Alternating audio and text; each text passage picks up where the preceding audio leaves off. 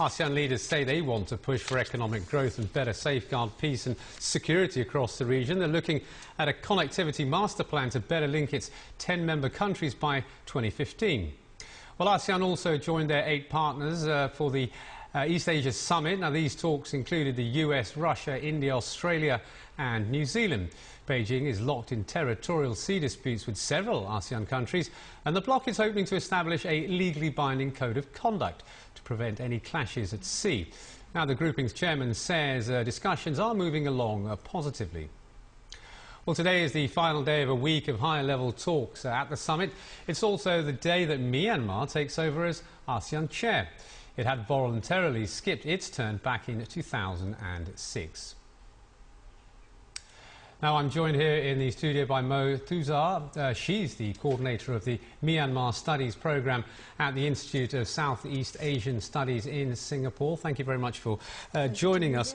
A lot of different issues have come up for discussion in the course of this summit: security, haze, trade, and now we've seen the other big guns there as well: China, India, US, at Brunei, to bolster ties with the region. But there's many people out there who suggest, or they say, that ASEAN has become pretty much insignificant. Would you agree? Well, coming from the ASEAN Studies Centre, Adil, I would like to emphasize the notion of community that ASEAN has always prioritized. And it's this coming together as a community that also, I think, has the attractiveness factor to people from outside the region. Because first, I think it shows this level of seriousness, which is of course important for potential investors, people who want to come in and invest in the region and so on. It also signals the recognition of the interrelated character of all these issues that you've listed: trade, security, all the issues that affect the peoples in the countries of the member states. And of course, the notion of a community is quite important when you have so many diverse systems, political systems, cultures, practices and societies, to give these 10 member states a sense of political cohesion, and also to move forward with this very clear goal of economic integration that they have set. And let's not forget that it's also important for upholding the principle of maintaining national sovereignty, which is how ASEAN is coming together, by holding on to sovereignty. Another very important development which has taken place is the fact that now the chair is a revolving chair. And of course Myanmar now takes over the chair at ASEAN. So for Myanmar itself as a country, through what it's been, what does it mean to take the chair, and what is the importance of taking the chair? I believe Myanmar holds it very important to be taking the chairmanship responsibility at such a juncture in its contemporary history. It's come quite a long way, and it's the first time the country is taking leadership of ASEAN, as it were, since it joined the association in 1997.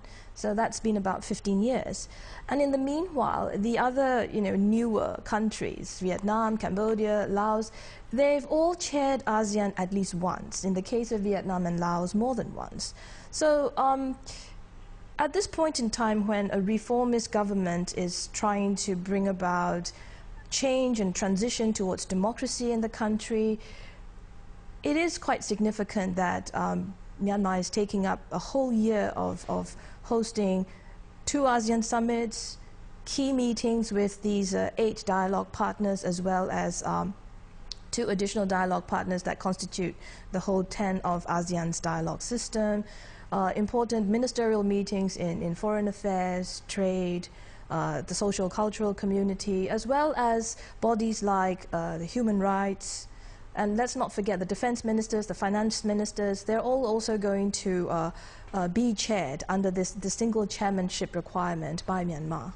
But do you think at this particular moment in time that Myanmar has the political experience, has the political nous to carry out and fulfill its role at this particular moment in time, as things are developing very fast in this region. And of course we're seeing other Western powers and the likes of China also wanting to interact with the region. So do you think it has the political maturity to carry out the job successfully? In terms of chairing ASEAN, save the summit, Myanmar has been chairing high-level ASEAN meetings at the ministerial level all these years, starting, I think, since it entered the association.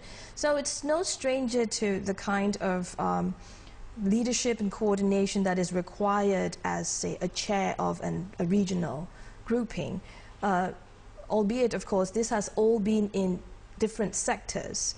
So it's interesting that you brought up the question of political experience and gravitas.